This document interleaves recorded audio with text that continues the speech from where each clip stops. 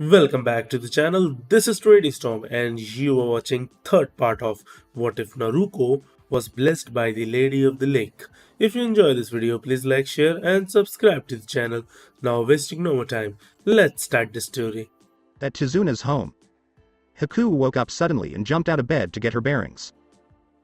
She was in some kind of room and had bandages all over her. She was in a little bit of pain, and then the door opened. She saw her friend, enemy with blonde hair come in with worry written all over her face. She made her go back to bed, even though she didn't want to.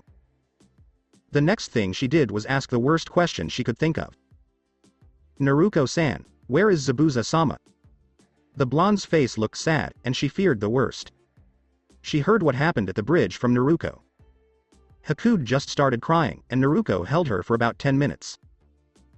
After that, Haku started to cough and cry less, and she looked into the eyes of her new masters. She felt warmth from them, so she promised that she wouldn't fail Naruko like she had Zabuza. Instead, she would train and be her master's shield. I want you to be happy, Haku-chan. I want to take you with me to Konoha, where no one will hate you because of your Kekkei Genkai. You can be a member of my clan, even if you were born into it. Hi Naruko-sama, but what will that do?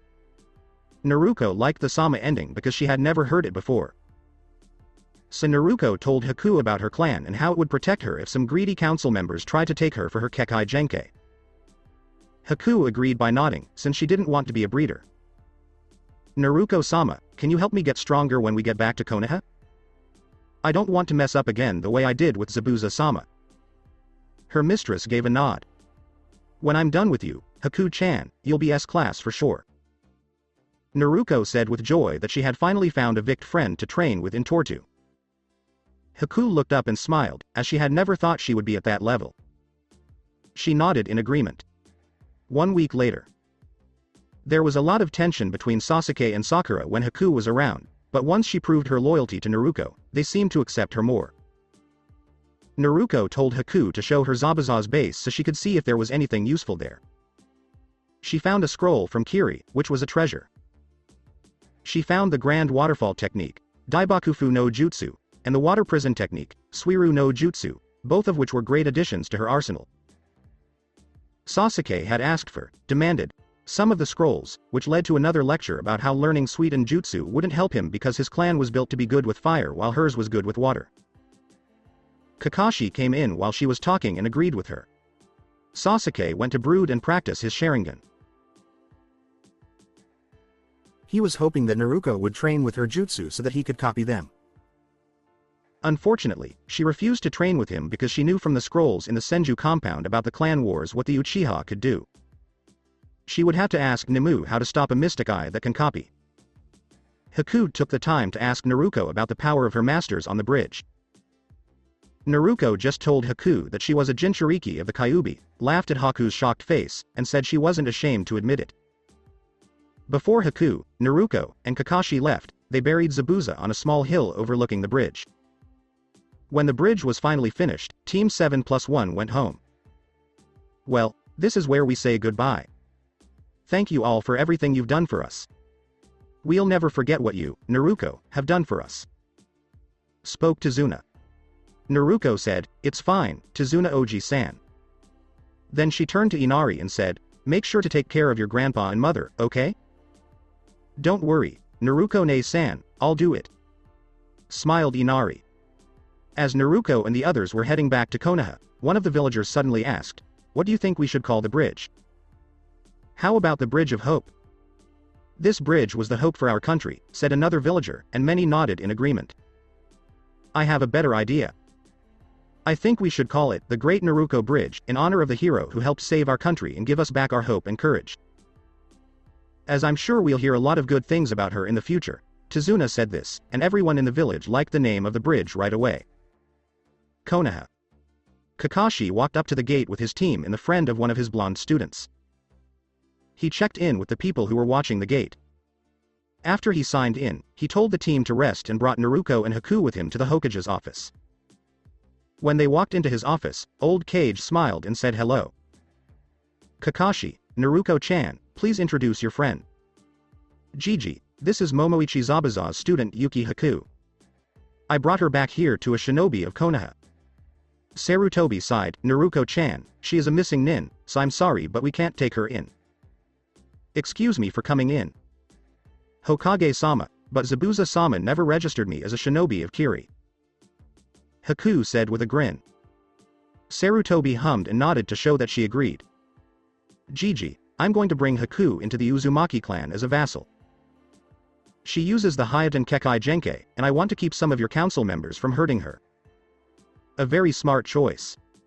What do you think about her skills? From what I've seen, Hokage-sama, I'd say she's a mid-Chunin in terms of skill. Spoke Kakashi. Well, Yuki Haku-san, I'm glad to have you here. Should I assume that Naruko-chan will find you a place to live? He took a headband from his desk and gave it to Haku, telling her she would be a Chunin. She nodded. You two may run along now. Kakashi, please stay and tell me what you found. Haku bowed, Naruko waved, and they left. So, Kakashi, what happened? He asked his Jonin. Kakashi took a deep breath and told him what happened, step by step. Senju compound. Naruko had shown Haku around her house and told her that the library was hers to use if she wanted to. At the time, Naruko was having trouble with something on the inside. As Naruko lay on the couch, she sighed. One prana burst, and all of my circuits turned off. Nimue said that Arturia could do them quickly and that she did it with the help of her big magical core from the Red Dragon. From what I know, you can't really make your circuits bigger unless you use them all the time, like you do with your chakra reserve. Since I am not a magi, it would be hard for me to make them bigger and less. I already have a phantom beast in me, so I don't need another one. She hummed as she got her medicine and called Haku over. Haku was right in the middle.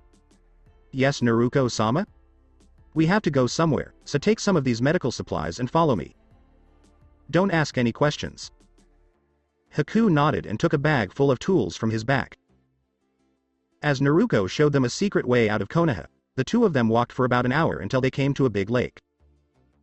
Haku was in a defensive position in front of her master when she saw something come up from the lake. She was surprised when a beautiful woman in a blue dress came out and walked toward them. Wow, Naruko, it's not often that you bring guests. The woman said in a voice like an angel. Hello, Nimue. I'd like you to meet the Uzumaki's servant. This is Haku, and this is Nimue, the Lady of the Lake, a spirit of nature who helped my clan. With a warm smile, Naruko said. When Haku heard this, she immediately bowed and said, Hello, Nimue-sama. It is a great honor to meet you. It's nice to meet you as well, Yuki. She smiled at Haku's surprised expression, and Naruko rolled her eyes because she knew how mischievous the elementals could be. Don't worry, child, I can feel the mixing elements coming off of you. That's just a perk of being an elemental. What do you want or need to know now, Naruko? Two things, yes. First, do you have any ruins that cancel out the effect of a mimic mystic eye? Second, I need a way to get more prana. The first one I could look at. Why did the brooding fire spitter get those monkey eyes you were talking about? Naruko nodded with a bit of disgust on her face. She hated the Sharingan because it was just a way to steal someone's hard work and techniques. I don't know what to say about the second one other than to keep working on them. Then she looked into the blonde's eyes and saw something she didn't like. I was thinking about something magical like. No, I know better than that because I taught you. Even if you did that, you could die. Nimue said with her eyes narrowed and the lake water bubbling a little. I'm sure I can handle the pain because Avalon and Kyuubi are with me. Naruko tried to talk to them. It is unheard of to do that to someone after they are born, let alone to a 12-year-old. Said Nimue. Asked Haku, who didn't know what to say. Naruko quickly looked at her to tell her not to ask questions. Nimue knew this could happen, but not before the blonde grew up. It looked like her first test was about to end. Fine, but there's one catch. Naruko quickly said, yes. First, you have to get through a trail, and if you do, you'll get what you want. Naruko's eyes were full of will. Show me what you've got. The elemental sighed at Uzumaki's determination and told her to stand in the middle of the lake. By the time Naruko woke up, she was in a bubble of water and had fallen asleep. Nimue smiled at Haku and said, well, since you must feel so out of the loop, how about we clear things up for you? She laughed when she saw Haku nod with a dumbfounded look on his face. Somewhere else. Naruko floated in the water as she fell, and when she hit the ground, she was on a glass platform, 1, with a picture of the Saber class in the middle and 6 circles with pictures of the other servant classes around the edges. She then realized that she was wearing her armor and that her body felt lighter than it ever had before. Young Saber, do you think you can get through this test? What? She asked, puzzled. This power of trials goes beyond what your culture is built on. So I shouldn't try at all? Sorry, but I don't do things that way. So it is. Let's see how you deal with your former boss. Who came before me? My predecessor of what? Then she realized what she was holding. The servant classes were all around her, and a voice said that she had more power than a ninja. A hero. It looked like she was going to face a hero, but not just any hero. The Saber class servant who was better at using this sword than she could ever be. In an instant, she was there. Arturia Pendragon was wearing a blue dress with silver armor. Her blonde hair was in a bun on the back of her head, and she had strong green eyes. When she saw her idol, she did the only thing she could do, she passed out right there. Arturia had a big drop of sweat fall because of what her supposed successor did. 1 minutes later. What went wrong? I thought I saw Arturia Senpai, and now my head hurts. She heard a small giggle, and when she looked up, she saw the Saber class servant. I think you passed out, young one. As she held Naruko's head in her lap, Arturia said. Eep. Naruko squeaked and bowed as she ran away from Arturia. I'm so sorry, Arturia Senpai, for putting on such a shameful show. I was supposed to fight you, but all it took was one look at you to make me pass out. She said it with a sad face and a red face from being embarrassed. Well, I guess we'll have to fight, because I want to see how strong my Kohei is. Arturia smiled as she stood up and saw how embarrassed the girl was. I guess Nimue planned this so that I couldn't win. Sorry, Senpai, but I need the magic core of the dragon. She said this as she called her sword out of thin air. You want the red dragon because of its special magical core? It's silly to look for a child. As it would kill you, and I can already tell you have a ghostly beast inside you. So why look for another? Saber asked as she called up a sword that looked just like Naruko's. Naruko put herself in a defensive position with a sad smile. To be able to fully use my magic like you can, and to be strong enough to become the king of my land and keep it safe. Saber looked at the girl for a moment and thought to herself, it seems like history repeats itself for those who are both blessed and cursed by the sword they hold. When she saw the girl's goal, she gave her a small smile. Fine, young up-and-coming king, show us your strength. She yelled as she rushed at the younger blonde. Play Beyblade underdog. Naruko got ready to hit, but her saber disappeared and she got kicked in the back. She rolled, jumped up, and threw 3 kunai, but they were easily blocked. Naruko landed, dashed, and filled her sword with wind chakra to make it stronger and longer. And swung her blade up, and Saber blocked the attack. Saber then went for a powerful combo. Naruko blocked Saber's attack from the left, and she dodged Saber's attack from the right. However, this was a setup, and Naruko was stabbed in the left shoulder. She fell on her back and had to drop Excalibur because of the blow. Naruko took out 2 kunai and held them with the wind chakra flowing through them while Kyuubi and Avalon fixed her wound. Naruko tried to get closer to her sword, which was next to Saber, so they went in a circle. Naruko rushed forward with a burst of chakra, and the two of them fought as they dodged, slashed, and blocked each other's attacks. Naruko just dodged another slash and went for a kick to Saber's right shoulder, then followed it up with a knee strike to Saber's gut. Saber barely reacted to the knee strike and kept Naruko moving, which made her attacks come faster. Saber was getting hit much less because Naruko was getting hit so much. She would have died if not for Avalon and Kyuubi. Saber took out her left kunai, but Naruko threw a smoke bomb to get away. Unfortunately, Saber's rank instincts meant that the smoke bomb didn't stop her very much. Naruko ran for her sword and jumped to avoid Saber's low sweep. She did a handstand, grabbed her sword, and flipped back on her feet just in time to block Saber. However, Saber rolled around her block and elbowed Naruko in the face. Naruko was panting. She was stumbling a bit as she tried to look through her swollen eye. She knew she couldn't win, but she needed that magical core.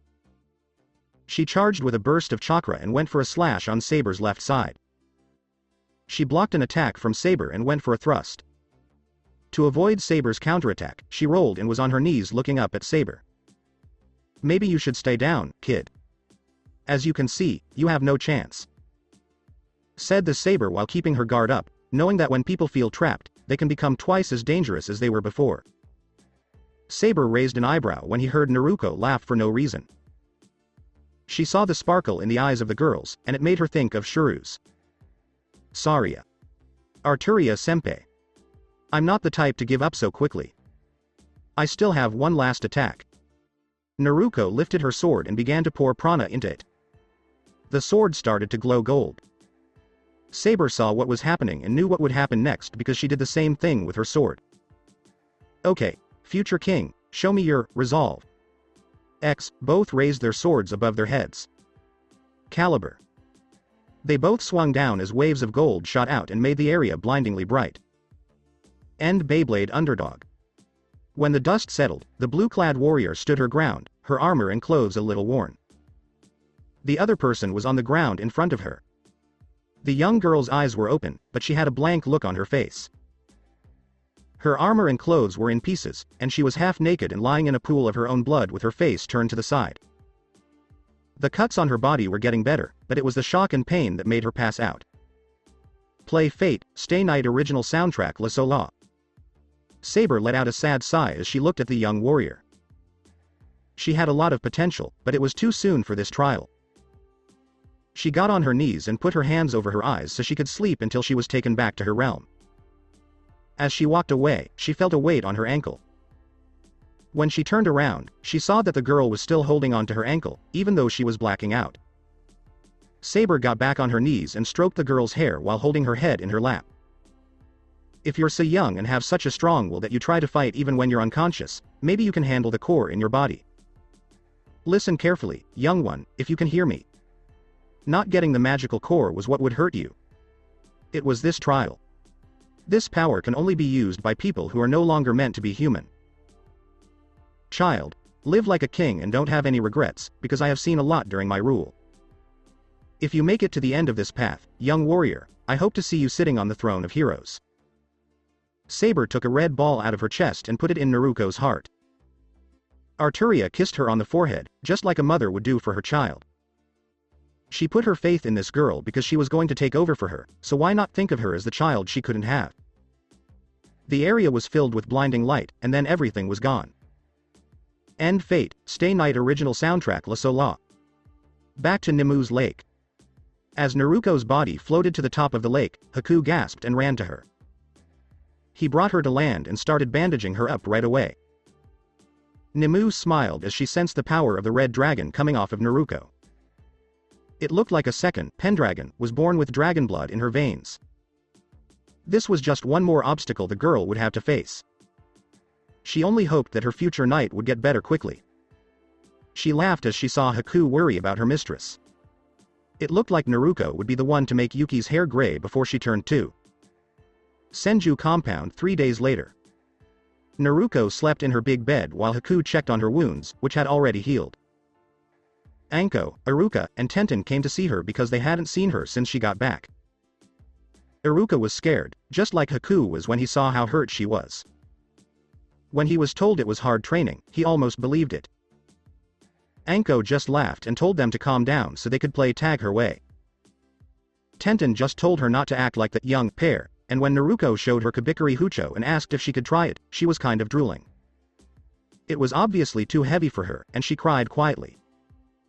She liked Haku a little bit because of how hard she worked for her blonde friend. She told Haku some of Naruko's embarrassing secrets and habits, much to the bedridden girl's dismay. After 2 months, Naruko started Haku's training in medical ninjutsu by reading some of Tsunade's journals and scrolls. She also worked part-time at the hospital and learned Shoshin Jutsu, mystical palm technique, and Chakura no Mesu, chakra scalpel. Naruko had noticed that Haku was very quick on her feet. She had heard that this was a trait of the Lancer class, so she had Tenten's father make a spear. It was about 2 meters long, had an ice blue color, and was made of metal that could conduct chakra. Naruko put some seals on it to keep it sharp and keep it from being broken by anything but the strongest blows. Tenten had been asked to help Naruko teach Haku the basic kata for using a spear. The next step was to add some weights to Haku to make her faster and add more fuel to her tank. Pounds were given to her to get her started. Haku's first training was almost done, and the last thing she had to do was learn how to use her wind affinity. She already knew how to use her water affinity. Naruko felt the power of the red dragon in her when her prana level went from C to A+. She was practicing the jutsu she got from Zabuza's hideout and working on 2 more Sweden jutsu. Sweden. Water collision destruction, Suishuha, and Suiryuden no jutsu, Suiryuden no jutsu, A, water dragon projectile technique. From her interviews with her Gigi and his teammates, she knew that the Nidem was about to do Suiryuden with 1 hand sign, so that was her goal level. She called for 5 clones to do the jutsu to lower the level of the 44 hand signs in another 2. To train with Suishuha and use it as an attack in another 1. Nami, she got 1 jutsu scroll. She decided to play with Anko in training ground 44 while she was trying to use Prana Burst as a new speed move. Their games went from Boom Boom Tag to Chase the Gaki and Run Like Hell from the giant snake before it eats you. Just to say that these games pushed Naruko to learn her new speed technique as quickly as she could. The way her team worked was back to the way it was before Nami, and it was worse. Because his Sharingan had just come back to life, Sasuke became 10 times more cocky. She waited until Nemu's research on Mystic Eyes was done, but since the Sharingan wasn't based on magic, Naruko would have to look to seals to figure out how to beat it. Even with clones, that kind of research would take months or even years. Still, she had to think of something to stop the Teme from copying her moves. She found some old notes from the Shodem's journals about how to beat the Sharingan and how to block the Monkey Eye. These were written during the clan wars. From the way the seal was put together, she could tell that it used some Uzumaki seal methods and would pick up where the Shodem left off. She was really interested in it, but she was sad when he stopped working on it. She thought it was around the time the 2 clans made peace, which made Konoha a place where he didn't see any reason to keep going. Sakura didn't train anymore, unless it was with her team, and even then, it wasn't much. She just went back to being a fangirl, and Naruko lost what little respect she had gained during Nami. She went right back to calling the Banshee by her last name. During the D rank, chores, missions, Kakashi did nothing for any of the 3 because he just read his book. After Nami, they had no more training, and all they did were exercises that helped them work as a team. Even though the lazy Jonin had lost some respect, she still called him sensei because he had taught her something. The mission for D rank is over. Well, team, you did it again. Kakashi smiles with his eyes. Sasuke just grunted and glared at Naruko. Sakura was complaining that she was sweaty, and Naruko just vanished since the cage bunshin had started. The genin thought she had shushined away, but Kakashi just found out it was a bunshin. Sigh. Naruko seems to be retreating back into her shell. She seems to think that coming herself was a waste of time. She won't train near Sasuke, probably because of his Sharingan, and she seems to hate Sakura again. She seems even further away from me, which is probably because I haven't trained enough. Teamwork has hit an all-time low. It's like Nami never happened. The elite Jonin sighed again, still not sure how to solve this problem. When he looked up, a hawk was flying above Konoha. Kakashi called the attention of his 2 genin by saying, "Okay, I think that's enough for today. I have to go fill out a mission report," the dusty-haired Jonin said. "Ya-ne." With that, he vanished in a puff of smoke. "Sasuke-kun, aren't you glad today's mission is over?" Sakura asked. Sasuke only gave her a quick glance out of the corner of his eye before turning away and ignoring her. Sakura put her head down for a moment before trying to cheer up. "Hey, Sasuke-kun, would you like to go on a date with me?" "Why would I want to date a weak little girl like you?" Sasuke grunted as he turned to face her. Sakura took a step back, her eyes widening in surprise and hurt. The genin with raven hair turned away. "If you have time to ask me out on a date, you should use that time to get stronger. Uzumaki can call herself a kunoichi, but you just make the name look bad." Sakura tried to say, but but she was sad and tears were starting to form in her eyes. Sasuke, on the other hand, had already stopped paying attention to her and was walking away. As Naruko walked around the village, she got the memories of her clones. She was glad to send a clone so that she could actually train and not have to deal with the two idiots who were supposed to be on her team. She heard a sound from behind her. When she turned around, she saw a square box behind her that looked like a rock. In the front, there were also two eye holes. Naruko sighed and gave Kono-chan a small smile. "You know, Kono-chan, if you want to fool me, you will have to try much harder," she said. "Ha, I'm not surprised you saw through our disguise, boss," said Konohamaru. Short story beginning, roll it. When Naruko was 11, she was in a meeting with the Hokage when the grandson of the Sandaime, Sarutobi Konohamaru, came in to attack the Hokage. He had no choice but to fail. He tripped on his scarf and blamed Naruko for it. So, she grabbed him by his scarf, told him to get his eyes checked, and dropped him hard on his bottom. He told her she couldn't do that, but she said she did it anyway. His tutor laughed at her and told her to apologize, but she showed him a little bit of killing intent from Kyuubi to scare him because she knew he thought she was the fox and not him. When Konohamaru saw how Naruko dealt with Ebisu, his teacher, just by looking at him, he asked her to train him. She said that she might if he could keep up with her. He tried to keep up with her light workout, but after an hour of work, he said he gave up. Naruko told him that there was no easy way to get strong and that he shouldn't be a shinobi if he was so willing to give up. Ebisu came in and told Naruko that he was the only one who could help him become Hokage faster by taking shortcuts. Naruko laughed at him and told him that if that's how to become Hokage, then the other Hokage would be mad at him for saying that, since the train had gone through war, blood, and tears to get where it was, and there was no shortcut. Ebisu then told the demon that he had to prove himself to him. He even gave away one free shot, which he later said he should not have done. Naruko gave her foot more power and chakra and kicked him in the balls. The man passed out and his mouth was foaming. It was said that day that one popped. From then on, Konohamaru said that Naruko was both his teacher and his rival. The end of the short story, stop. Naruko looked on as the box blew up. "I think we used too much gunpowder," said a voice with a stuffy nose. Naruko asked, "So, what do you guys want?" Before they told her who they were, the three kids looked up at her. "Hey, my name is Moegi, and I'm the most sassy kunoichi in school," said the girl with orange pigtails in a constant blush as she stood on one leg and raised one hand in the air in an odd pose. "And I like algebra, my name is Udon," said the boy with a bowl cut, glasses, and a nose that always ran. He also did a pose next to Moegi by squatting down and crossing his arms. "And I'm the strongest ninja in the village, Konohamaru," said Konohamaru as he struck a pose in front of them, grinning and pointing a thumb at himself with his brown hair covered by his helmet and a long scarf around his neck. "And together we are the Konohamaru Ninja Corps," all three of them said at the same time. "Yeah, I know, you guys have done this like 20 times already." "Just this month," Naruko said with a smile as she looked at the three of them and crossed her arms. "So what do you want?" Konohamaru crossed his arms and said, "You said you'd play ninja with us today, boss." Naruko looked up at the sky and tapped her chin while she was thinking. "Did I? I don't remember saying anything like that." She loved to mess with them.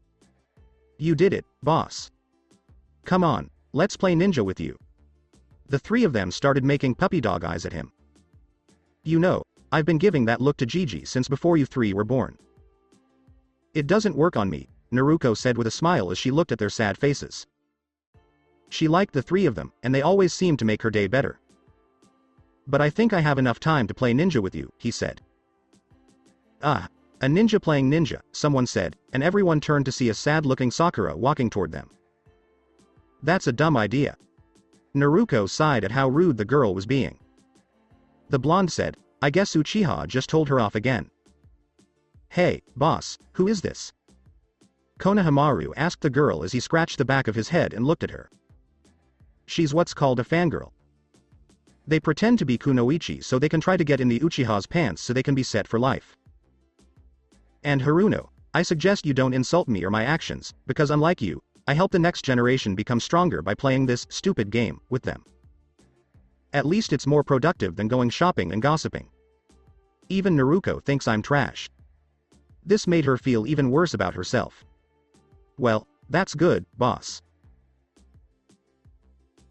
I mean, look at Hera, I could probably beat her. That pink hair is weird, and her forehead is huge. Konohamaru said, even though he didn't know why someone would try to get into someone's pants.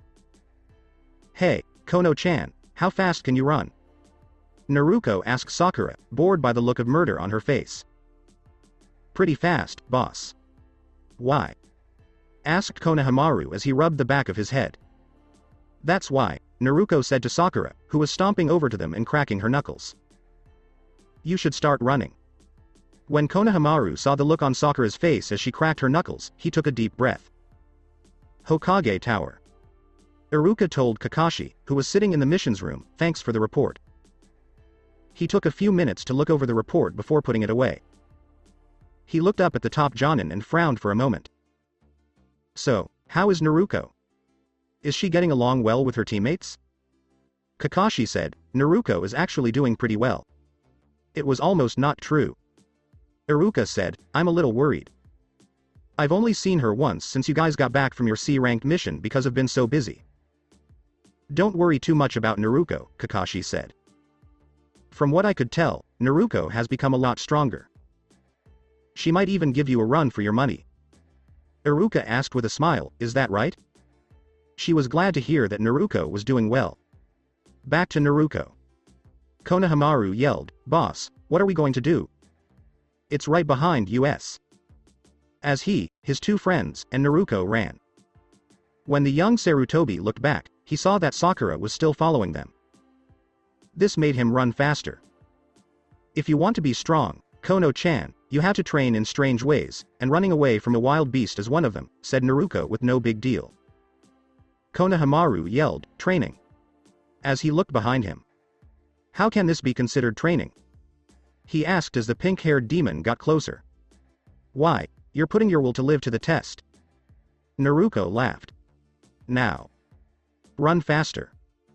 Konohamaru did run faster than the others, passing them as he turned a corner and kept running until he ran into someone and fell down. Ow. Konohamaru scratched his face as he tried to get rid of the pain. After a few seconds, he looked up to see what he had run into. He saw a man in a black jumpsuit with cat ears on his head and strange makeup on his face. He also had a strange, oblong-shaped object wrapped in bandages on his back. Next to him stood a girl with sandy blonde hair pulled back into 4 pigtails. She was wearing a black and white battle kimono and mesh leggings, one on her left ankle and the other higher up on her thigh.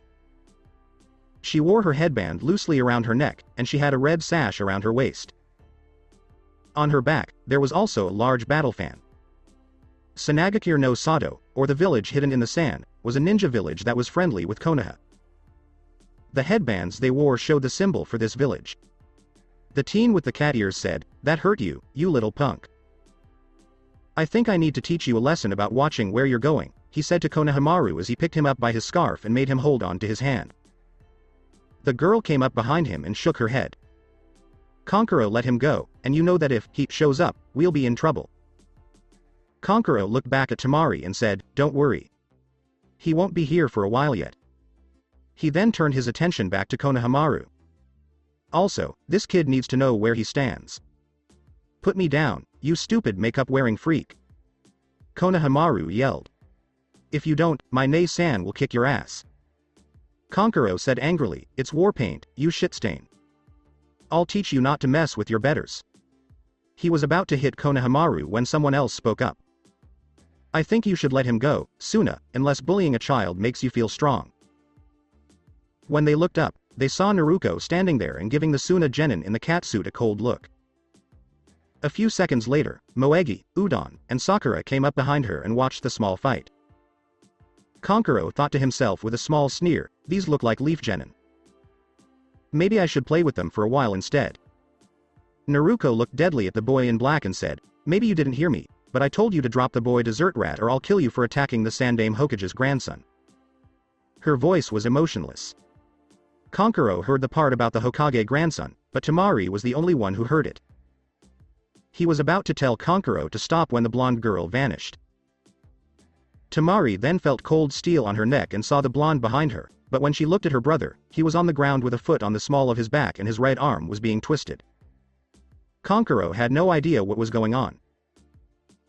All he felt was the kid in his hand being pulled away, his feet being kicked out from under him, and then tasting the hard pavement with his arm twisted behind him. People who were watching saw 3 Naruko in the area. One was holding Konohamaru with her next to the group, one was holding the blonde Suna Nin at knife point, and one was holding the black-clad Suna Nin on the ground.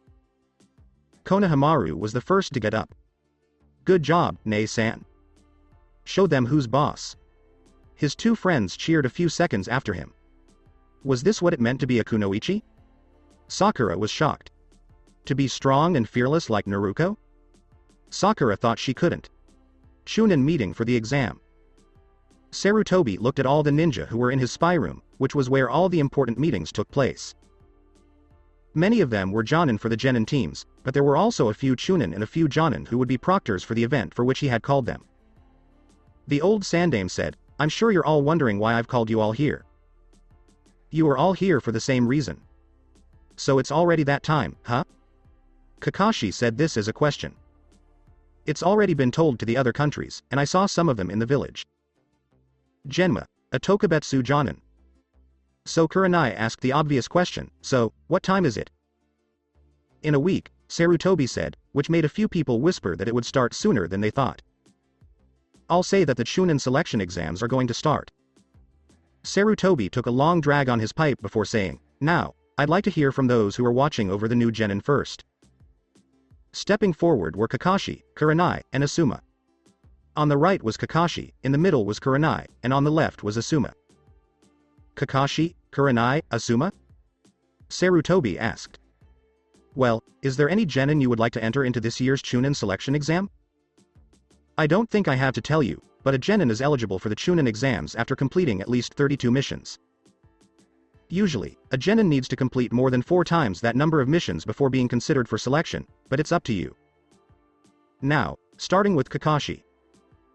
Team 7, Uzumaki Naruko, Uchiha Sasuke, and Haruno Sakura, under the name of Hitaki Kakashi, I nominate them to take the Chunin selection exams, he said, keeping his usual laid-back attitude.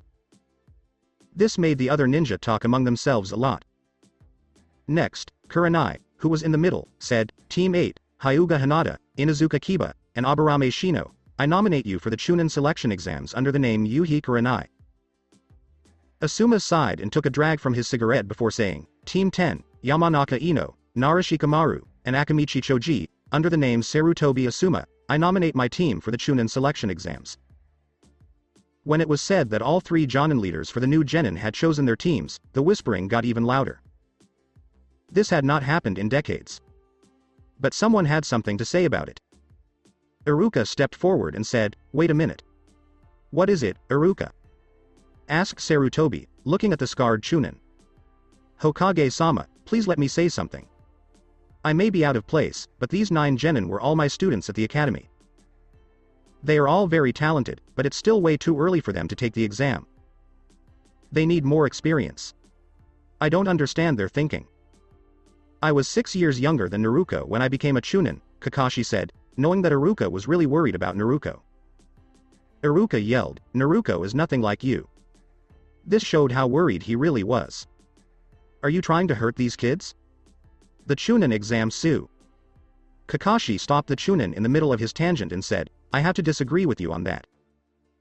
Iruka's eyes got really big. What? Kakashi went on, Naruko may not be exactly like me, but she is a very skilled shinobi who has impressed me many times. In fact, I think she could easily beat most of the Chunin here. While some of you are prejudiced against her, I have seen her go from a gentle breeze to a raging storm in a second when it comes to battle, and you are all forgetting whose clan symbol we wear on our backs, hers. The Uzumaki were relatives of the Senju, and yet some of you still treat her like dirt. I wonder what the other Hokages would think of you all. Iruka and a lot of other people winced when they heard that. After giving people some time to think about this new information, Kakashi said, I know you're worried, but you have to realize that you no longer have control over them. Kurenai said in an annoyed voice, that's enough, Kakashi. Kakashi said, no, it's not, in his usual lazy way, but with a harder edge. They are no longer your students, Iruka. They are now my soldiers. Sarutobi said, enough. To stop the two of them from arguing anymore. Iruka, I get what you're saying, but Kakashi is right. It's not up to you to decide if they can compete or not. Iruka looked down in anger, but he knew the Sandaime was right. I'm sorry, Hokage-sama. I got out of line. Okay, let's move on to the next nominations. Back with Naruko's friends. The Narukos next to Temari and Konohamaru puffed away while the real Naruko pushed Kankuro down for good measure and walked back to the kids and Banshee with her guard up, ready to attack at any time. Kankuro grits his teeth and says, that's it. You're going to use Karasu? Asked Temari, who was surprised. Temari, these brats need to learn a lesson, Kankuro said as he started to take off the bandages. Before he could get very far, a rock hit him in the hand, making him drop the big thing. He looked up at Sasuke, who was staring down at him and tossing another rock back and forth in his hand. Kankuro grunted, great, another one of these brats shows up. Sasuke smashed the rock in his hand and said, get lost, loser. Naruko said with a slow clap, maybe the Uchiha will come in after all the hard work is done, looking for glory. How fitting for a clan of thieves. Sasuke gave her a dirty look because she had insulted his clan. We all know it's true. Kankuro grunted as he held his hand, which was now hurt. He looked like he was going to keep making a fool of himself until a new voice from behind Sasuke spoke up. Kankuro, stop it. Everyone except Naruko jumped and turned to see a boy with red hair and the kanji for love written on his forehead. He had on a black short-sleeved shirt with a fishnet undershirt. He also had on black pants and sandals that went with the shirt. A white sash and a brown leather belt were around his waist, and a large gourd was tied to his back with another sash that went across his chest. But what stood out to Naruko most about him were the big bags under his eyes, which made him look like a raccoon. Kankuro stuttered, gee Gaara, as he started to shake with fear. The girl with blonde hair didn't seem to be getting any better. I didn't even know he was there. Sasuke's eyes got a little bigger as he looked at the red-headed man. A Jonin like Kakashi would have skills like that, he said. That killing intent feels like Yuki. Kyuubi got excited when he felt something he knew. Kit that kid a Jinchuriki like you, the man said. Really, the beast said, sounding bored. Who is it? That psycho Shukaku, the Ichibi, the Kyuubi huffed when he heard which Biju it was.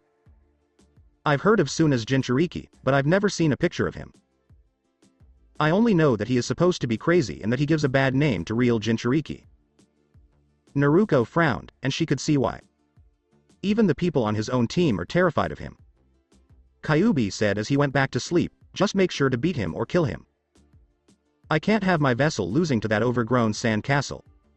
Kankuro, you're embarrassing to our village. Have you forgotten why we came here? Gaara stared the other genin down with his arms crossed. Kankuro's face turned very pale as he stuttered, well, Gaara, they started it, and I. The redhead said, shut up, or I'll kill you. Kankuro stuttered, alright, I was way out of line. Gaara looked at Sasuke and thought, he hit Kankuro's hand with a pebble so easily and made him drop his puppet. Then he turned to Naruko and said, and she took down both Kankuro and Temari in just a few seconds. Gaara thought this as he vanished in a cloud of sand and reappeared between the Temari and Kankuro. He looked over at Naruko and increased his killing intent to scare the blonde genin, but he raised an eyebrow when Naruko let out her own killing intent and made it stronger than his. Eventually, he said, I'm sorry that he was such a bother. You should get him a leash because he almost started a war by attacking the grandson of the Sandaime, Naruko said with a blank face. Kankuro turned pale when he heard it for himself. He knew he was going to get in trouble for doing something like this with their sensei. Gaara looked at his two friends and said, Kankuro, Temari, we're leaving. I'll remember that, he said. As the three ninja walked away, Sakura called out, wait a minute. The three Suna ninja turned around to look at the girl with pink hair. Yes, Suna and Konoha are friends, but it's against the law for you to be in our country without permission. So I have to ask, why are you in our village? Maybe if you looked around the village instead of following the Uchiha, you'd realize they're here for the Chunin exams. Or have you not noticed all the foreign ninja who have been coming to Konoha recently? Naruko said sarcastically. Sakura's face just turned red because Naruko just made her look bad in front of everyone. She was going to yell at her, but Temari said something. She took out her passport and said, "The blonde is right. We are here for the Chunin exams. If you don't pay more attention, people will think you live under a rock." Gaara said, "We've wasted enough time talking. Let's go." He was tired of all the talking. "Wait. What's your name?" Sasuke asked the person who was running away. Temari asked with a light blush, Who, me?" "Not you," Sasuke said, "but the one with the gourd on his back." Temari felt a bit crestfallen. "It's Sabaku no Gaara, and I want to know your name and the name of the blonde girl." Sasuke smirked, "Uchiha Sasuke. Unlike this fool, I know that information is important in our world, so I won't say my name. Also, Ichi, watch where you step, because this is my territory, and if you mess up I will kill you." She then sent a burst of Kyuubi's killing intent at the Sunanins, making them flinch and Gaara go wide-eyed at the feeling. Gaara replied, "I see. I hope to see you in the exams," and then he and his two teammates left.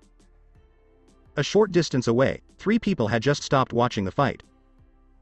As he leaned against a tree, a figure asked, "So, what do you think?" One of his friends looked at him and said, "They're not dangerous, but we should watch out for the guy with the black hair, the guy with the gourd on his back, and the blonde in blue. At the place where Team 7 meets." Sakura looked at the bridge where she was supposed to meet her teammates today. Naruko and her teacher were both late. Again. She didn't like this at all about them. And there was her beloved, Sasuke-kun, and nothing she did got his attention. Morning. When her blonde teammate finally got there, Sakura turned her attention to the other end of the bridge. "Why the hell are you always late?" The pinkette's head got a tick mark. Naruko just shrugged and said, "Unlike you two fools, I know that sensei will always be 3 hours late, so I train in the mornings." When a puff of smoke meant that their sensei was coming, Sakura's right eye twitched and she opened her mouth to yell. "Yo!" Sakura yelled at the Jonin with silver hair, "You're late." As she pointed at him. "Sorry, there was a sale at the bookstore," Kakashi said, handing Sakura 3 papers before she could say anything else. Naruko took one of the papers and raised an eyebrow. "You put us forward for the Chunin exams?" "Yep," Kakashi said, nodding his head. "I figured you guys were ready for the challenge. Those of you who want to take it should sign those papers and turn them in to room 3.1 at the academy by tomorrow at 4 p.m. Less than a second later, Kakashi disappeared in a puff of smoke or tried to, but Naruko stopped him. "I'm curious, sensei. Are you trying to kill some of us?" Naruko asked with a glare. No, why do you ask?" Kakashi asked, wanting to know why she thought that. "The Chunin exams are a test of knowledge and power where villages send their best genin to compete, and you just told us about them. You don't train us, so how are we supposed to prepare for them?" "I am trying to understand your sanity, sensei. What the fuck is your deal? This is a team competition as well as an individual test, and we hate each other. Who in their right mind thought this was a good idea?" Sakura was angry at the idea that she was useless, Sasuke was angry at the same insult about his clan as before, and Kakashi just stood there not knowing what to do. He decided to leave and ask some of his friends how to fix the problem. Jonin bar. Asuma, Kurenai, and Anko were drinking and just chatting at a table when they heard a voice. "Hey, guys." They turned to see Kakashi walking toward them. "What's up, Scarecrow?" asked a buzzed Anko. Kakashi pulled up a chair, but he didn't have his book with him, which was strange. "I have a bit of a problem and I need some advice." Kakashi didn't ask for advice very often, so it was hard for him to ask what to do. Kurenai laughed and asked, "And what is so hard for you to do that you need help?" Asuma nodded in agreement. "Well," he said in a quiet voice, "you know I signed up for my team to be in the exams, right?" "Well, I just told them, and Naruko kinda blew up on me." Asuma took a drag from his cigarette and said, "Define, kinda." Kakashi told what happened again, but the reactions were different. Asuma laughed, Kurenai shook her head in disappointment, and Anko laughed so hard she fell out of her chair and said, "That's my gaki." So, Kakashi asked, "What should I do?" If he signed up his team and they didn't show up, it would hurt his reputation. "Peef, You dug your own grave, figure it out. Sometimes when we play, the Gaki complains about your lack of teaching, said Anko as she sipped her sake. The others looked at her like they didn't know what she meant by play, but they just shook their heads. Asuma said, well, you could always talk to her. The girls just shook their heads. When a girl is mad, you don't just talk to her. You get down on your hands and knees, swallow your pride, and beg. They kept coming up with ideas for what to do for the rest of the day. Senju compound. Haku was worried about her mistress because she was using Kabikari Hucho to kill an army of Cage Bunshin Hengid as her sensei and seemed to enjoy it. Her evil laugh made this idea even stronger. In addition to her being in the first state, it was like seeing a Zabuza woman. She sighed as she finished making tea and went back to reading her medical journals. Naruko came up to her and took her top off, leaving her sweating in her ocean blue sports bra with a low B cup. Haku was polite enough to blush and turn away from her boss. Naruko sipped some tea to calm down. Haku-chan, what should I do? Go to the exams, pass, and never see those idiots again, or don't go and spit on Uchiha and those retards in front of the council since I know for sure they will want their precious thief to get in? Naruko asked as she laid on her back with her feet in the air like a child. How could someone so smart and strong do something like this? Tenten had told her that it was probably a way to protect herself so she could relax with her friends and feel safe, Haku. I can't choose for you, Naruko-sama, because it's yours, but if it were me, I'd go show them what I could do and stomp the competition, Haku said in a calm voice. Naruko smiled and glomped Haku.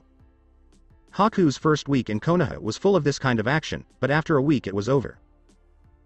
It seemed to be a sign of affection from her mistresses, and she was very grateful that Tenten left a small guide on how to deal with Naruko.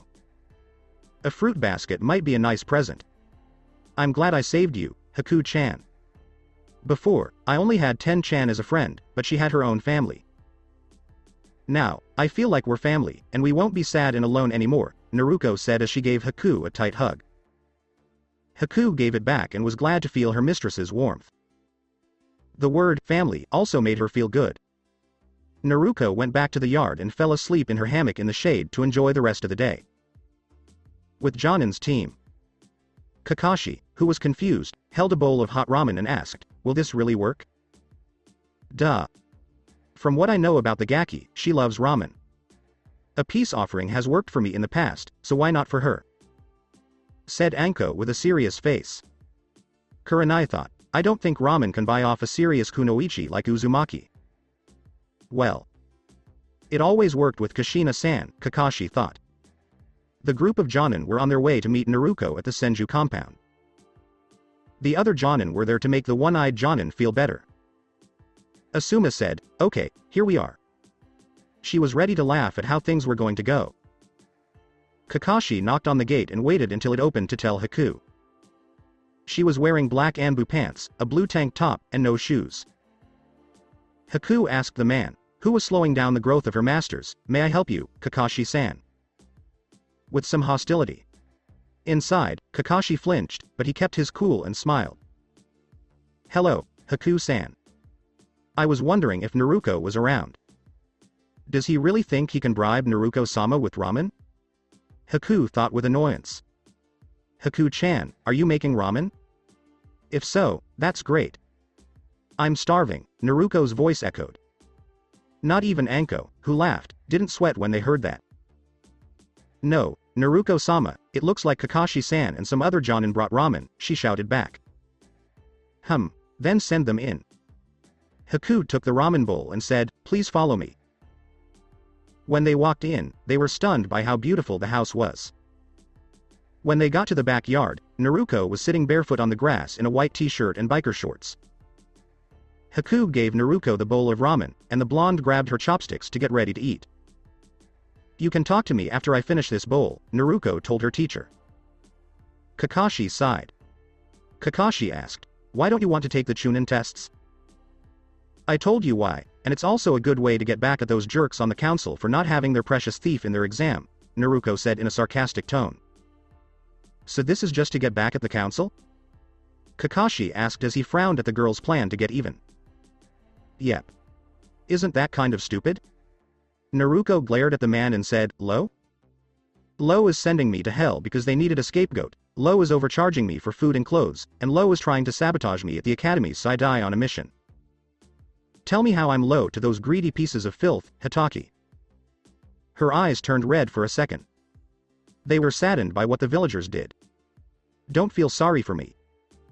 The only person who has ever been kind to me and shown me some friendship is Ankone-chan, because she knows what it's like. How many of you tried to befriend me when I was younger? No one, only Ten-chan was there for me. Gigi had to be an idiot and tell everyone about my status, even though Mito Oba-sama and Ka status sans as Jinchuriki was kept secret. Even Asuma didn't understand why his father would do it after keeping it a secret for so long. They were all wondering why Sandaime would do it. When Kakashi heard that the girl hated her own father, even if she didn't know it, he frowned again. Tell me, then, why I should take the tests, Hitaki? I don't know, Kakashi said, because he really didn't know what to do. Then go. She shouted. When the Jonin left, Anko gave a small smile and a wave, which said, blonde. Outside of Senju's home. That worked out well, Anko said in a happy tone. The other person was surprised by how she felt after having such a weird conversation. Unknown place. So, it looks like our Jinchuriki doesn't want to move up in rank, which is strange, said an old man's voice. An old man who looked to be about Sarutobi's age was talking. He was dressed in a white robe, and his left eye and right arm were wrapped in bandages. He used his other hand to hold a cane. He had a scar on his chin in the shape of a cross, and his brown hair was short and messy. Shimura Danzo, who was better known as the Warhawk, was this man. He was always interested in the village's Jinchuriki. He knew who she was, the daughter of their Yondaime Namikaze Minato and their second Jinchuriki Uzumaki Kushina.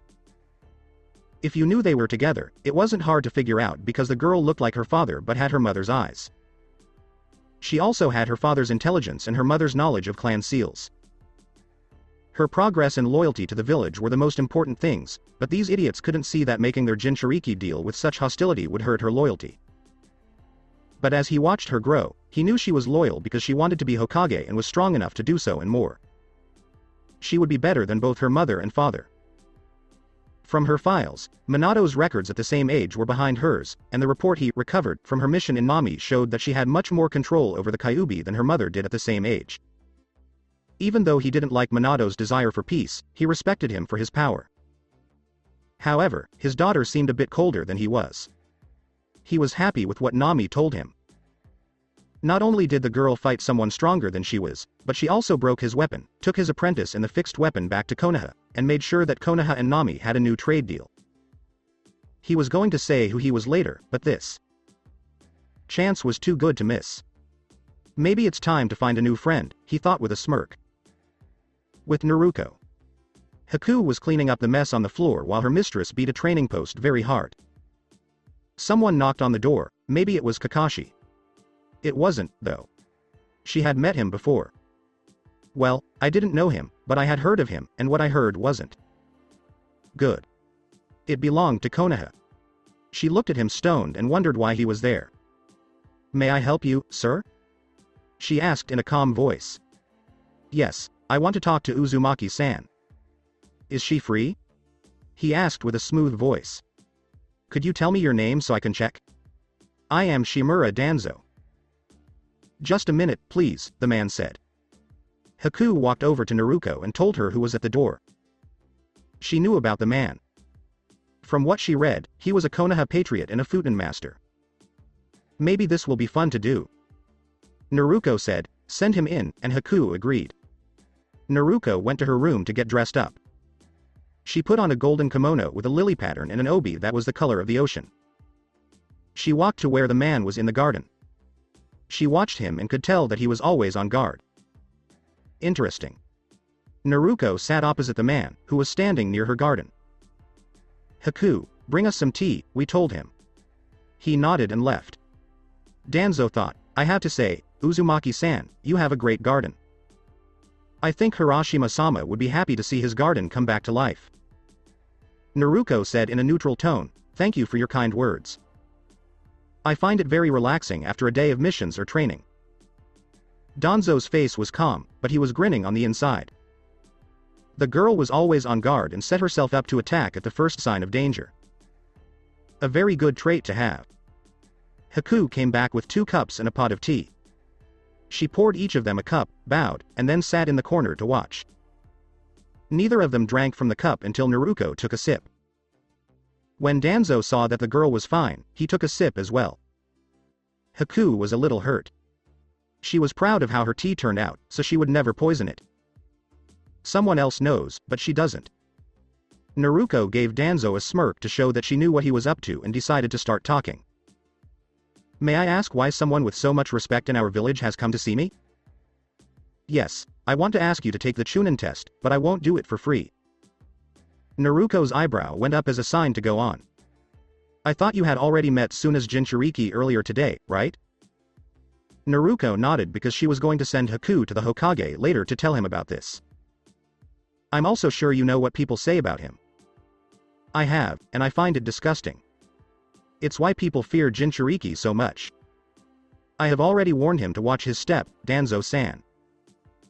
If he does something wrong, I will take care of him and show what a real Jinchuriki can do, Naruko said with steel in her voice. Danzo gave him a small smile and said, that's good, but I still want you to take the exam so you can watch him. He's an unstable Jinchuriki, so be careful.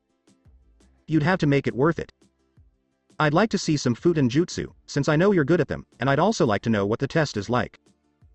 He thought for a moment and then said yes.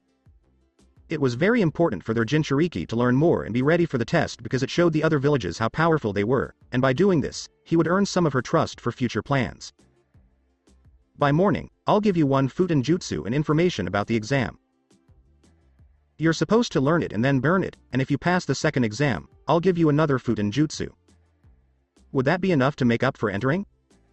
Naruko nodded, agreeing that it would be good for her and give her a friend in a high position in the village. Good luck, Uzumaki-san, and have a nice day, Danzo said as he and Haku walked away. Haku came back and looked at her mistress. Are you sure it was a good idea to talk to him, Naruko-sama? He has a dark reputation in the village, she said. Naruko smiled at her and said, we're shinobi, Haku-chan. We're bound to get a bad name at some point in our lives. It's fitting, though, because we're supposed to be in the dark. Naruko took off her clothes and went to bed early to get ready for the next day. Outside the main building. Danzo thought with a smirk, it looks like, Namikaze, Uzumaki Naruko has gone from a pawn to a knight on the board of my plans. The following day at school 3 to 3. When Naruko read about the test, she was interested. The jutsu she got was a Futen supplementary jutsu called Wind Release Stream. It is a cool jutsu with a lot of uses. Sasuke and Sakura were waiting at the entrance to the academy to see if their teammate would come. And there she was walking, and she didn't even bother to acknowledge them. She just strutted right past them and went into the building. They were both angry at how she was acting and followed her. As they walked in, both Naruko and Sasuke saw the genjutsu, but Naruko didn't say anything while Sasuke was about to say something about it to show how much better he was. But Naruko wouldn't have it, so she grabbed his shoulder painfully. Naruko told him in a cold voice, if these idiots can't tell it's a genjutsu, they don't deserve to be here. He stopped talking as he glared at her and rubbed his shoulder. The other genin said, you kids should be quiet while you still can, because you won't make it through the exam. Tenten said, please just let us through, as she helped Lee back up. When she tried to walk through, one of the 2 boys pushed her back. Hey, you don't have to do that, said a genin in the crowd. One of the 2 boys with 2 bandages on his cheeks said, we're doing you all a favor by not taking the exam. It's very hard, and we've seen people get seriously hurt in it because they weren't ready. The other boy said, he's right. A Chunin is the leader of the squad, and it's his job to make sure his subordinates come back from a mission alive. So what's wrong with getting rid of the weaklings? They won't pass anyway if they can't get past us. Naruko saw Tenten's team and saw that she was about to get hit after being pushed. She vanished, stopped the hit, and squeezed the hand of the person who had pushed her. She said in a low voice, you will not touch my friend. Do you understand? The guy nodded and moved away. Why are you all on the 2nd floor? Naruko asked Team 9 in a whisper. We were about to go up, but they wanted us to look weak to the other competitors first, replied Tenten. Naruko nodded and gave both of her teammates a short nod.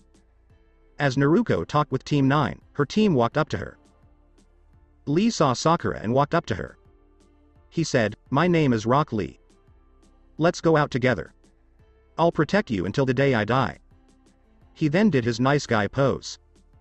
Naruko and Tenten both started laughing when they heard this.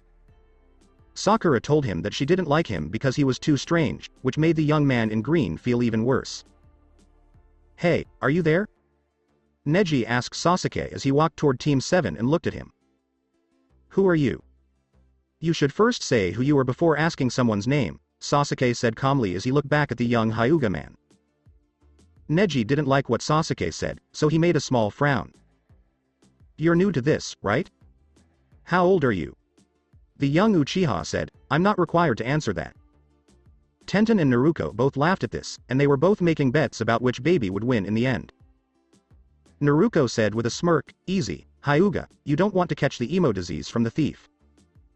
You're already unbearable." The Hyuga just looked at her with narrowed eyes. "I'm glad to see you here, Uzumaki, because..." "Sorry, you're still not my type, but it's still funny that you try," Naruko said with a smile as Tenten laughed.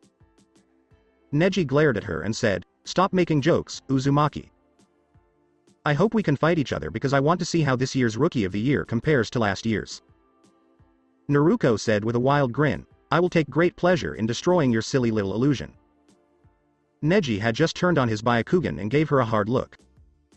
She said, "Let's go," and her team did. As Naruko and the rest of Team 7 went up to the third floor, the two Genin boys watched the team members go up to the next floor. The boy with the bandage said, "Those older kids must be Guy's students, and the kids with blonde hair and dark hair must be that Uzumaki kid and the Uchiha." "Yeah, and I think they all get past the part where they turn in their applications," said the other boy. "Yes," said the boy with the bandage. He and his partner quickly changed into older versions of themselves, showing that they were both Chunin examiners. One of the Chunins told his partner, "It looks like we can have fun with the candidates this year, Katetsu." "Yes, we can," Katetsu said, and he and his partner then vanished in a puff of smoke. Neji saw the symbol of the Uchiha clan on Sasuke's back as he and the others walked down the hallway. He quickly figured out who he was and said, "Uchiha. Uchiha Sasuke." Lee also noticed the symbol on Sasuke's back, so Neji wasn't the only one to notice it. "See your dream date?" Tenten asked with a laugh. Naruko's crude sense of humor seemed to have rubbed off on her. Neji didn't answer Tenten's question, so he just turned and walked away. Tenten turned to her teammate and said, "Let's go, Lee." She was following Neji. The boy turned toward Naruko and Team 7 and said, "You guys go ahead. I want to check out something, so I'll catch up with you later." Tenten turned to Neji and asked, "What's going on?" Neji rolled his eyes and said, "How would I know?" He kept going, and Tenten went with him. Lee caught up to Naruko and Team 7 as they walked down a long hallway on their way to the exam room. He called out to them. "Hey, you with the dark eyes." When Naruko and the others heard Lee call them, they turned around and saw that Lee had called Sasuke. Sasuke asked, "What is it? Will you fight me right now?" asked the boy in the green jumpsuit. Sasuke raised an eyebrow when he heard this.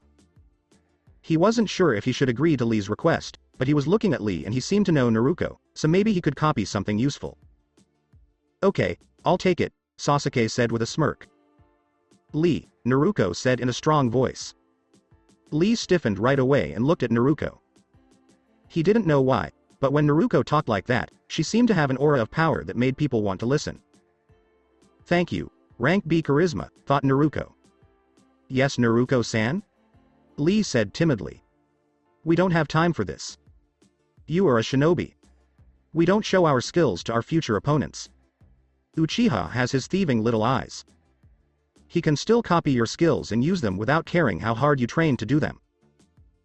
I know you want to show this fool how much stronger you are than him, but we have an exam and I won't let him steal your hard work," Naruko said with compassion and authority. Lee got a little teary-eyed when he heard this. "Naruko-san, how young of you to defend my hard work. Your speech has moved me. Yes, I will leave for the exam." Just know that I will enjoy the chance to fight you as always, Naruko-san, goodbye. Lee shouted as he ran to his team. Sasuke gave Naruko a dirty look because he had missed the chance to learn something new. Uzumaki, what the hell? Naruko just gave him a look that made him shiver. I will never let you copy my friend's moves for your own little power quest, Uchiha. You and your clan have always had such arrogance in those eyes that it disgusts me. Try to get power by your own means. If you do, the shinobi in this village might respect you instead of the trash that licks your feet. She said as she walked up the stairs. Sasuke and Sakura gave her a dirty look and then followed her. They saw Kakashi as they got close to the door. Kakashi-sensei, why are you here? Sakura asked him. I just came to wish you luck, and I'm glad you three came. If only one of you hadn't come, I would have had to kick you all out, he said, looking at Naruko and smiling. Maybe his visit did something to get her to come. She just didn't look at him and didn't listen to the rest of what he said. He let them in after letting them pass. As they did, they were hit by something that wanted to kill them. Naruko was able to brush it off without much trouble, but Sasuke and Sakura had a much harder time. Naruko turned to the crowd and had an idea. Kyuubi stirred his container and grinned. He liked how dangerous it could be sometimes. Might as well show them who's on top of the mountain, he thought. Naruko nodded and let out some of Kyuubi's killing intent on the crowd. The results were classics. Only a few of the tougher competitors kept their faces mostly straight, while others were dripping with sweat and wouldn't look at her. Sasuke saw this and was angry at how scared everyone seemed to be of Naruko after she let out her killing intent. He would have said something, but a glomp got in the way. Sasuke-kun, I've missed you so much. Ino jumped on Sasuke and wrapped her arms around his neck and her legs around his waist. Did you miss me, too? Get off him, Ino pig. Said the tick marks that showed up on Sakura's forehead. Ino looked at Sakura and said, why would I do that, forehead girl? Sasuke-kun and I have a lot of catching up to do. She pulled down her eyelid and stuck out her tongue. Man, it's a pain that you guys are here too. Naruko turned to see her two friends and smiled. Shika, Choji, I hope the fangirl hasn't been too much trouble for you. Shikamaru looked at him like he was crazy and said, you have no idea. Yahoo, you guys, we found you. Turning again, everyone saw Kiba, Shino and Hinata. Kiba walked up to the group with a cocky smile and said, I hope you're ready to lose to my team, because we're going to wipe the floor with you. The one with the loudest bark usually has the weakest bite, Naruko said with a smile. Kiba growled at her, but he would never attack her because she always beat him badly in their fights. Even though he had trained so hard. You guys should really keep it down, he said. One of the older kids was walking up to the three new teams of genin. He was dressed in a purple shirt and purple pants. He wore round glasses and had white hair that was tied back with a Konoha headband. He moved his glasses up to the bridge of his nose and said, you guys are new recruits, right? If I were you, I wouldn't be so loud. Kiba asked with a growl, who are you? The purple-clad genin just smiled and didn't care that people were being mean. My name is Kabuto, and you should look behind you before you snap at me. Everyone did, and the glares and wave of killing intent were sent right at them. The genin from Omegakure was hit the hardest. Most of the new genin shivered because they now felt like killing someone. Naruko just gave them a look, and they turned away. That team from AIM, I've heard they get angry quickly, Kabuto told them. Is it true that your name is Kabuto-san? Sakura asked. You're right, she said. The Pinky asked, is this your second time taking these tests? No, this is my seventh, Kabuto said with a bit of shame. Seventh? Wow, you must have seen a lot, Naruko remarked. Yes, I have, Kabuto said with a laugh. The shinobi in purple pulled a deck of cards out of his pouch and said, and much more. Since you're new to this, why don't I help you out? He got on his knees and started sending chakra into the top card. As he turned it over, a small puff of smoke came out. The new genin looked closer and saw that it was a map of the elemental nations, with a bar with a number on each one. These are my information cards. As you can see, Konoha has the most teams, which makes sense since we're hosting this event, but almost every shinobi village has sent genin here to compete. Do your cards have information about each person? Asked Sasuke. Kabuto smiled and said, of course, I can find them for you. All I need is a name or even just a few details. Give me everything you know about Rock Lee, Sabaku no Gaara, and Uzumaki Naruko. Everyone was confused about why he wanted his own teammates' stats, and Naruko did nothing but stare at him. Kabuto held up 3 cards and said, man, you know their names and where they come from, that's no fun. One of them went up in smoke, revealing Rock Lee's card. Let's see, Rock Lee has 72 D rank missions and 23 C rank missions. His teammates are Higurashi Tenten and Hyuga Neji, last year's Rookie of the Year. It says here that he is a major taijutsu expert. Last year, he could have entered the Chunin exams, but his sensei held his team back a year to get more. Next is Sabaku no Gaara. This page says he's done 34 C rank missions and 1 B rank mission. His teammates are his older siblings, Sabaku no Tamari and Sabaku no Konkaru, who are said to be the children of the K's Cage. This is just a rumor, but it's said that he's come out of every mission without even a scratch. Shikamaru thought, what the hell kind of monsters are on this test? Lastly, Uzumaki Naruko. Sasuke said, show me, in a hurry. Kabuto said, okay, calm down, but just as he was about to read it, it fell apart. When everyone turned around, Naruko was grinning like a cat at a canary. Sasuke yelled because he didn't get the information he wanted. Naruko said with a too sweet smile, Kabuto-san, it's not nice to talk about a girl's life because that's her business. The smile made everyone shiver, and Kabuto nodded. He, too, thought that whatever she did, it didn't involve chakra. Kabuto went on to say that the best genin from Konoha, Kiri, Kumo, Suna, Aim, Kusa, Taki, Getsu, and a small shinobi village called Otto that had just opened up were all here. Naruko saw a few blurs coming toward them. It looked like Kabuto was their goal. After Kabuto dodged the first attack, another attacker came up and stood right in front of him. When the boy showed up, everyone who was watching knew right away that the people attacking Kabuto were from Otogakure. When the boy wearing gauze walked up to Kabuto, he swung his fist at him. Kabuto took a step back to avoid getting hit. But Kabuto's glasses suddenly broke into pieces after he dodged the punch. What's going on? You didn't take that punch, so why did your glasses break? Sasuke asked, standing up and looking annoyed and confused.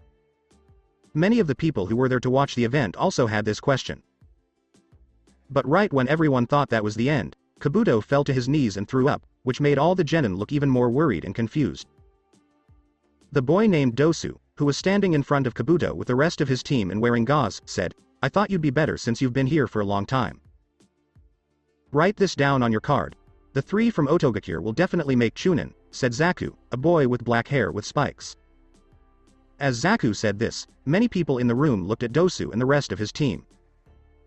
Fools, thought Naruko, to show off their skills before the tests even started. They won't go far in their careers. At the front of the room, there was a big puff of smoke, and a man yelled, quiet down, you punks.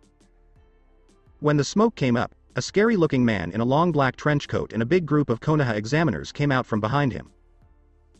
The man named Ibiki said, my name is Morini Ibiki, and I'll be your first examiner in this Chunin exam test, so shut up and listen. As soon as Ibiki and the other Chunin examiners came in, they took charge of the room and told everyone to sit down quickly. After everyone was seated, Ibiki started to explain the rules of the test. To everyone's surprise, except Naruko's, it was a written test. Ibiki also told them that cheating was not allowed and that the other Chunin examiners would be keeping a close eye on them. If they were caught cheating 5 times, they would be kicked out of the exam. After he went over the rules, Ibiki gave them the exam sheets and told them they had an hour to finish. As soon as they heard this, all of the genin started writing. Naruko quickly wrote down the answers she had learned, and then, after 10 minutes, she turned her paper over. The proctors were trying to figure out how she got the answers so quickly, but they couldn't. Ibiki frowned because he hadn't seen the blonde do anything either, so he assumed she was smart enough to answer them on her own. When it was time for the last question, Ibiki said, well, it's time for the last question, even though there are more of you than I thought there would be. But there's one thing I didn't tell you when I told you the rules of the test, and that's that you can choose whether or not to take the 10th and final question. When Ibiki said this, the people being tested were, of course, surprised and a little confused. What do you mean by that? Temari asked. Ibiki said, it's simple. If you don't take the test, your points on this test will be lowered to 0, and both you and your teammates will fail the test. A genin from AIM said, then what's the point of asking? Of course we'd answer. Ibiki said, well, you see, there's more to this rule than meets the eye, which made the test takers even more nervous. Because if you get the 10th question wrong, you'll not only fail the test, but you'll never be able to take the Chunin exam again. Kiba stood up and pointed at Ibiki while yelling, what the hell kind of stupid rule is that? There are a lot of people here who have already taken the Chunin exam. Ibiki just gave a dark laugh, which made many of the genin nervous. Ibiki said, it's just your bad luck that I'm making the rules this year. That's why I'm giving you all the option to quit. He then went on. Those of you who aren't sure how to answer the last question can stop now and take the test next year and the year after that, Ibiki said with a dark laugh. Because of what Ibiki had said, the room was very intense for the next few minutes, and many of the genin were filled with doubt. Soon, a few genin gave in to the pressure, put up their hands, and said they were giving up. The rest of their team then joined them. One by one, more and more genin teams left. After a short time, only half as many genin teams were left to take the Chunin exam. Ibiki laughed when he saw that the number had been cut in half and decided to put on more pressure to see if there were any more to get rid of. This is your last warning. If you're not sure you can get the 10th question right, you should leave now. If you don't leave and you don't get the 10th question, you'll never be able to take this exam again. At this point, the remaining Chunin hopefuls started to feel the weight and pressure of the decision they had to make. As they watched other participants give up, they started to doubt themselves more and more. 78 genin? That's more than I expected, but since you all look ready to answer, I can only say one thing, you all pass. When the genin heard this, they were naturally shocked and confused by what Ibiki had said. As soon as Sakura got over her shock, she stood up and asked, wait, what do you mean by, we passed?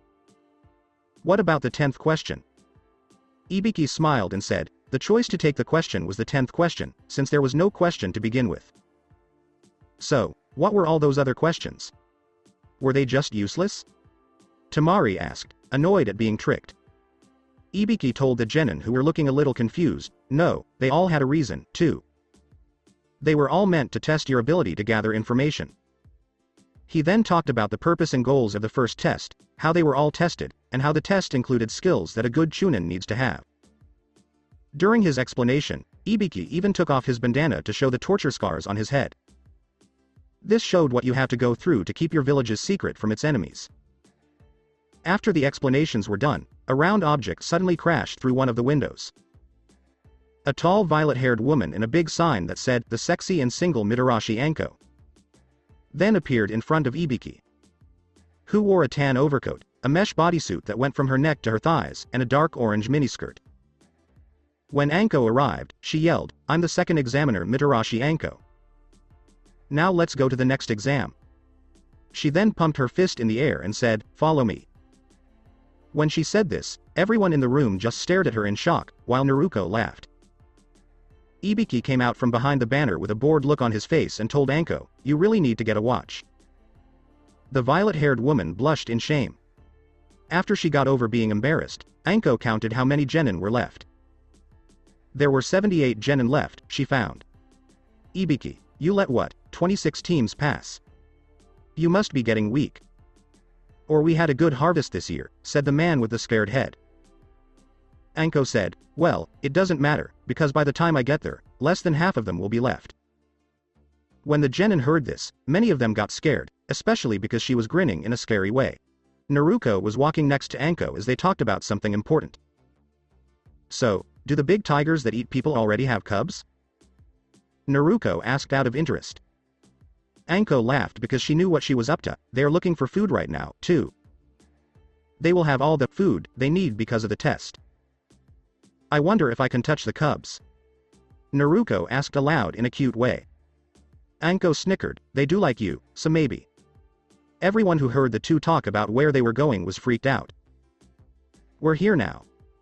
Welcome to the second part of Training Ground 44 for the Chunin exams, the Forest of Death. Anko yelled and pointed behind her to a big forest. You Gakis who are going to die soon are looking at my favorite place to train. My little vacation spot is great. With a smile, Naruko said. Anko gave the blonde a grin and threw a kunai at her. Naruko easily turned her head to the side and let the kunai sail by her head, but she got a small cut on her cheek.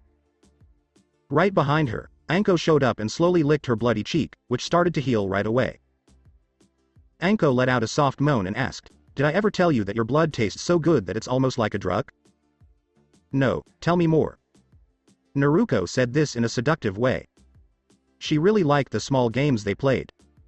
Most of the guys needed a cold shower right now. Except Sasuke, for reasons we all know. She stopped her happy snacking when she heard someone behind her and pulled out another kunai. When she turned around, she saw a strange woman with a straw hat and a long tongue holding a kunai. "Here, Proctor-san, is your kunai." The woman said it in a strange way. "Thanks, but you should really stay away from me. I might accidentally kill you," Anko said. "My most sincere apologies. I get excited when I see blood, and when you threw that kunai, it looked like you cut my hair." As she licked her lips, the Kusagakure Kunoichi said this. "Well, I guess this year is going to be a bloodbath," Anko said as she took out a pile of papers and gave them to everyone. "I need you to sign these papers right now. If you die, these forms will show that Konoha was not to blame for your death. After signing the paper and giving it to these Chunin, I will explain the exam."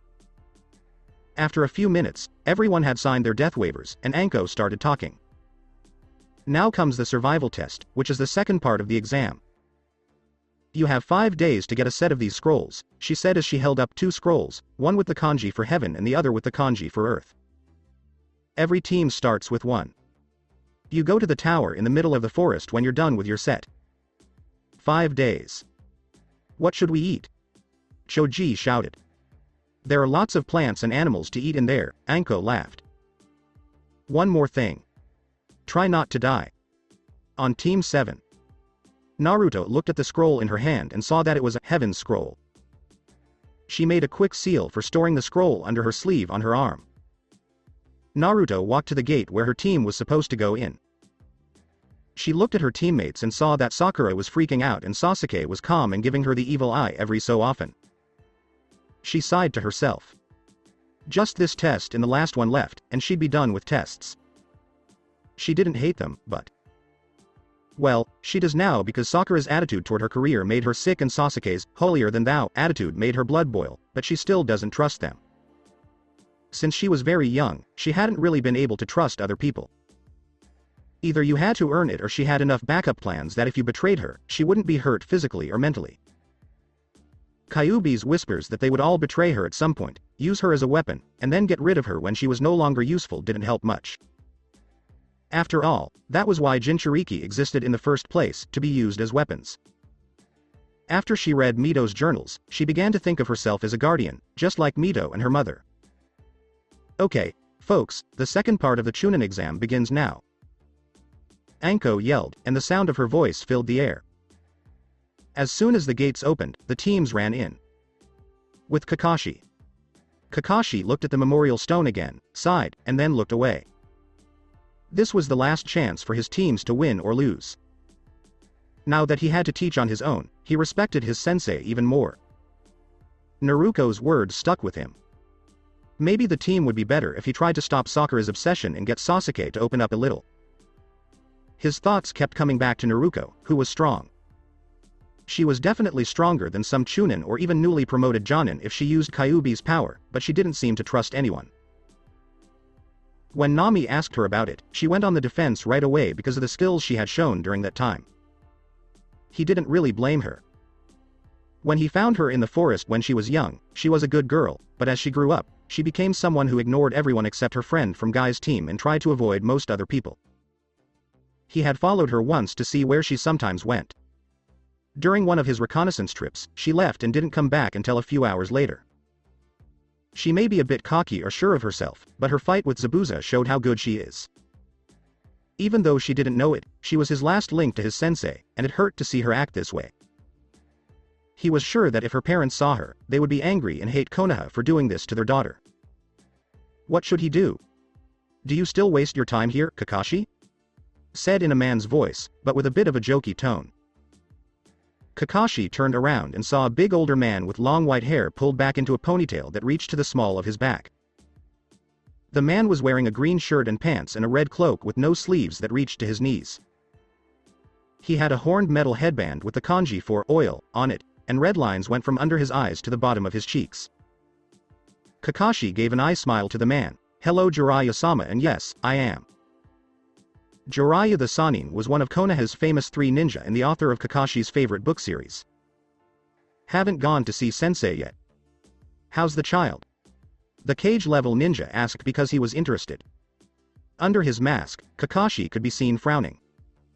Well, she is very strong for her age, smart like sensei, and has major trust issues to boot. Well, that sounds really great.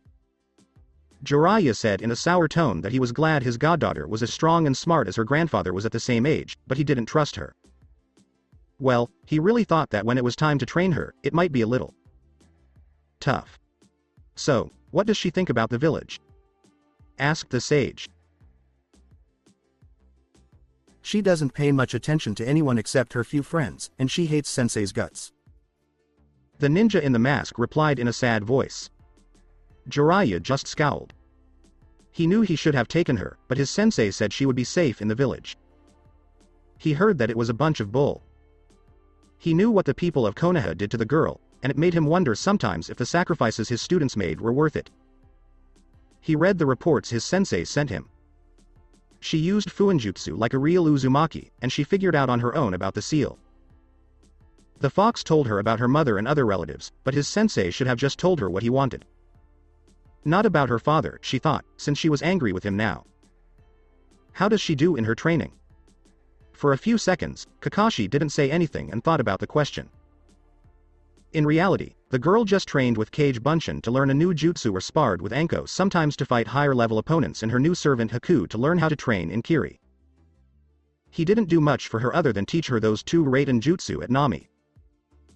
He could have trained her with lightning chakra because she was so good at controlling water that most jonin would be jealous, but he didn't think she was ready.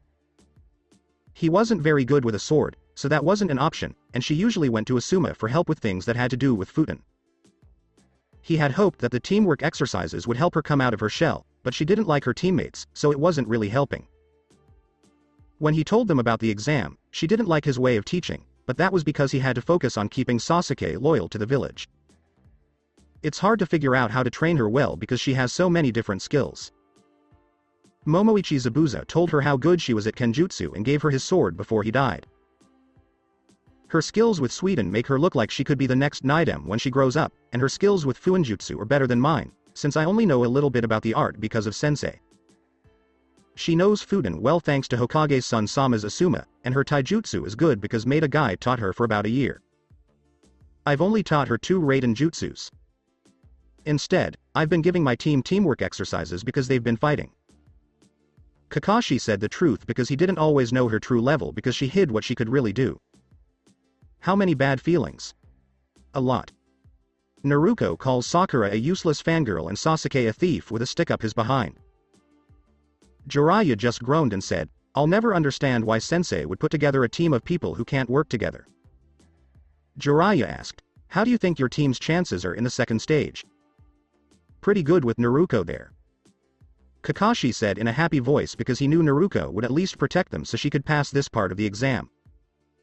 That's good, I'll see you around Kakashi. Jiraiya said this as she used Shushin to go see his sensei. With Group 7. As Naruko and the others ran through the gate, they stopped after about 10 minutes in a small clearing with some trees for cover. Naruko sent a quick pulse through the ground and smiled a little bit. I'll be right back. I have some business to take care of, said Naruko. What's the matter? Sasuke asked with a raised brow. Business run by women. As Naruko walked into the forest, she shot back and made a quick clone to keep going for her while she hid in the trees. Just like she thought, an AIM nin in a yellow jumpsuit jumped the clone, and when it popped, the AIM nin was confused. Naruko rushed him and cut off his head quickly and quietly with a kunai that was strengthened by wind chakra. She stole from the body and found another heaven scroll, which she sealed with the scroll that belonged to her team. Naruko set the body on fire and walked back to her group. Some aim nin tried to sneak up on me, so I killed him and took his scroll. It was a scroll from heaven, but the less people who wanted it, the better. Sasuke nodded, and Sakura quickly thought along the same lines. Naruko kept leading them through the forest because she knew how to get through it. When she felt a change in the air, she stopped and looked around. Naruko's eyes got big, and she pushed her team out of the way as a wave of wind blew through the area and blew her away, leaving her team with the one who made the wind. Together with Naruko. As Naruko crashed through the trees, she quickly strengthened her whole body to the max. When she looked around, she saw that 3 big snakes were all around her. At first glance, she could tell that these snakes were summons. After training with Anko for so many hours, it was impossible not to know the difference. Why would Anko let out her summons during the exam? The forest is already dangerous enough, and she isn't even allowed to mess with the exam. She knows better. Who called them? No. Naruko thought she heard a scream as she jumped over one of the 3 big snakes that was coming at her. Naruko took Kabikari Hucho out of her left palm and added wind chakra to make it longer and more powerful. She did a prana burst, moved right up to one of the summons, and cut its head off with a sword. She jumped into the air to avoid getting bitten by one of the last 2 snakes. Then she ran up a tree, did a backflip, and cut the snake that was chasing her from mouth to tail. She did a quick kawarimi to get away from the last snake's mouth and threw Kabikari Hucho like a boomerang. This cut the last snake's jaw off, and it puffed away. Naruko got Kabikari Hucho back and put it back together. Then she looked for her team and asked, "What the hell is he doing here?" She knew of only one other person besides Anko who could call up snakes. That person was Orochimaru, one of the Sannin and one of the worst traitors in the village. With the other members of Team 7. Sasuke was scared because he had tried everything he could think of to beat this Kunoichi, but nothing worked. Well, Sasuke-kun, I have to say I'm a little bit sad. Even though you have some skills, I was hoping to see more from you. I've had some fun with you, but I think a farewell gift is in order. The woman spoke in a smooth tone.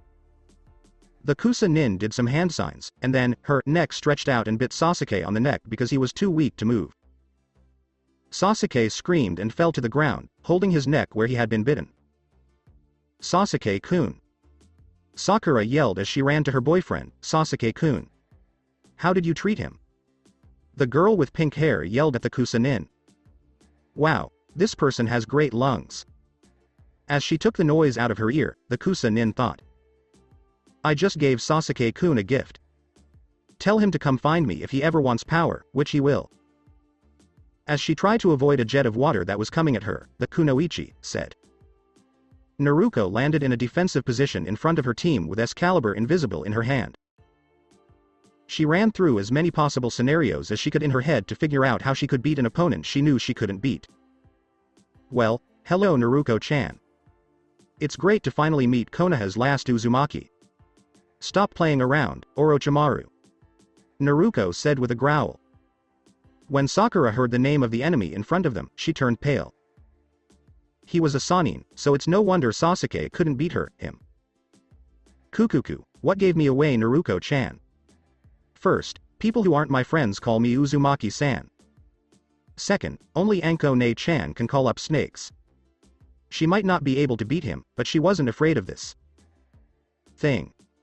Oh, but Uzumaki-san, we could be friends.